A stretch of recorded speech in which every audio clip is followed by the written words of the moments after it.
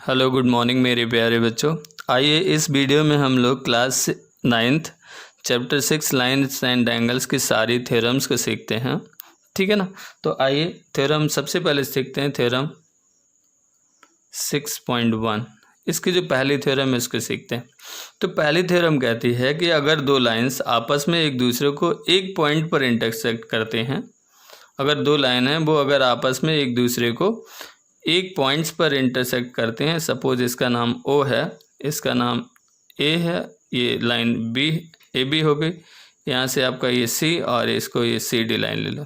अगर दो lines A B और सी डी अगर एक दूसरे को किसी पॉइंट ओ पर इंटरसेक्ट करते हैं तो इस वर्टेक्स के ऊपर चार एंगल्स बनते हैं।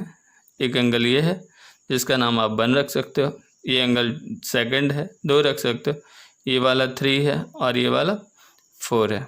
ठीक है ना, क्लियर है। तो whenever two lines intersect each other at one point then theorem कहती है कि उनके वर्टिकली अपोजिट एंगल्स इक्वल होंगे, अर्थात जो एंगल 1 होगा ना वो एंगल 2 के इक्वल होगा। एंड दूसरी बात भी सही होगी कि जो एंगल 3 होगा वो एंगल 4 के इक्वल होगा। तो ये पहली थ्योरम है क्या कि whenever two lines intersect each other then there vertically opposite angles are equal. ठीक है, मैं उम्मीद करता हूँ आपको ये समझ में आ गई होगी। अगली थ्योरम करते हैं थ्योरम 6.2। थ्योरम 6.2 कहती है कि अगर कोई ट्रांसवर्सल दो लाइंस को दो अलग अलग पॉइंट्स पे कट करती है, मान लो ये ट्रांसवर्सल हो गई ये लाइन, ठीक है ना, इसको यहाँ और यहाँ पे कट करती है, ठीक है ना। तो यहाँ से कह रहा है कि ये जो ऑल्टरनेट इंटीरियर एंगल्स होते हैं ना, कौन कौन से, मान लो ये 1 और 2 ले लिया और ऐसे ही ये वाला एंगल 3 ले लिया और इस वाले का नाम कितना ले लिया 4 ले लिया। ध्यान से देखिएगा कि whenever one transversal intersect two parallel lines, अगर ये लाइंस पैरेलल हैं, जो L1 है वो अगर L2 के पैरेलल है, ठीक है ना, मैं यहाँ लिख भी लेता हूँ कि if L1 is parallel to L2, अगर ये लाइंस पैरेलल हैं then alternate interior angles equal होते हैं। मतलब जो एंगल 1 है ना वो एंगल 2 के इक्वल हो जाएगा और एंगल 3 जो है वो एंगल 4 के इक्वल हो जाएगा। समझ में आ रही बात कि if L1 is parallel to L2 then angle 1 equals to angle 2 and angle 3 equals to angle 4। समझ गए ना। तो अल्टरनेट एंगल्स इक्वल होते हैं कब, जब लाइंस पैरेलल होते हैं, ठीक है ना।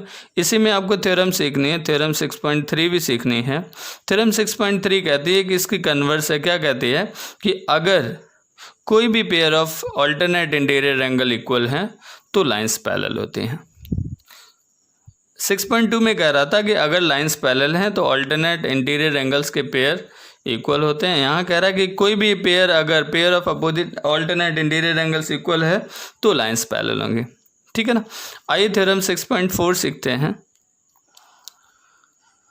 थ्योरम 6.4 कहती है कि अगर ये दोनों लाइंस पैरेलल हैं, if L1 is parallel to L2 then angle 1 plus angle 4 की जो वैल्यू होगी वो 180 डिग्री की इक्वल होगी।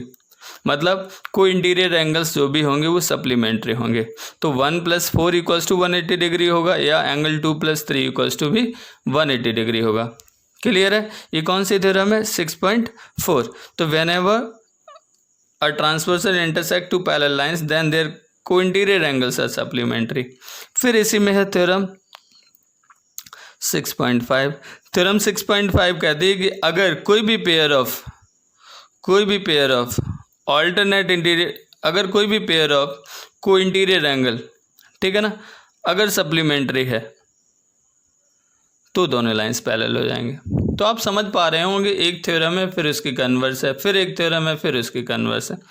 आइए थ्योरम 6.6 को सीखते हैं। थ्योरम 6.6 कहती है, थ्योरम 6.6 ये कहती है कि अगर दो लाइंस एक ही लाइन के पैरेलल हैं तो वो दोनों लाइंस आपस में पैरेलल होते हैं। जैसे L1 है, एक L2 है, एक L3 है। कहती है कि अगर L1 L2 के पैरेलल है और L2 L3 के पैरेलल है तो L1 is also parallel to L3। Lines which are parallel to a same line are parallel to each other.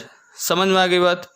अगली बात करें, आइए अगली थ्योरम है इसमें थ्योरम 7 जो कि angle sum property of triangle को बताती है। ये सबको आती होगी कि अगर कोई एक ट्रायंगल है, ठीक है ना, ट्रायंगल में ये जो 3 एंगल्स हैं और तीनों इंटीरियर एंगल्स की मैं बात करूँगा कि ये जो 3 इंटीरियर एंगल्स होते हैं ना, इन तीनों इंटीरियर एंगल्स का सम 180 डिग्री होता है। तो यही है थ्योरम 6.7।